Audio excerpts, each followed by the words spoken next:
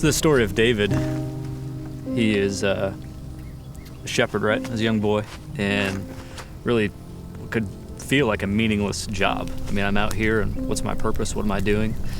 And we know later in the end of his life, he becomes the great king, a man after God's own heart. But the question is, in that gap, in that space, where he finds himself living this life that seems meaningless, he recognizes it in his place of wilderness as a time of preparation. I'm preparing for all that I'm about to do, going to do.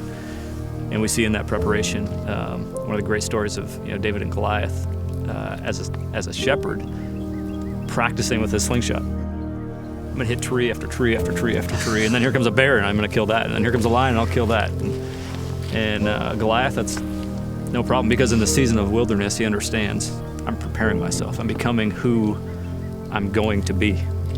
Yeah, so many people think, and I'm sure there are so many folks at our church, they think that because they don't have a great job right now, or they don't have an exciting ministry, that God couldn't use them. David is an encouraging character for that. It reminds me of Jesus being baptized by John at the Jordan River, and the heavens open up, and the Father says, listen to my son. This is my beloved, in whom I am what? Well pleased. Mm-hmm. What was God? What did Jesus do to please God? He hadn't worked a miracle. He hadn't walked on water. He'd done nothing. He hadn't preached a sermon. He just made his bed every day and was a good neighbor and a good son.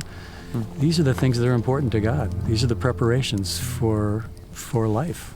I don't know if a shepherd that day, when they see a bear or a lion eating one of the sheep, feels like it's really his problem at that point. There's just a different standard operating for him in the wilderness that seems to really make him the man that he is later, There's almost this belief in him that I am going to do something great with my life. Yeah. And so I'm going to take advantage of that future now and prepare myself by what I do and how I discipline myself and the habits I set up. And it may seem monotonous, it may seem mundane, but one day I'm going to live into this future that is going to be very influential and require great discipline. And it begins now. I mean, he recognizes that.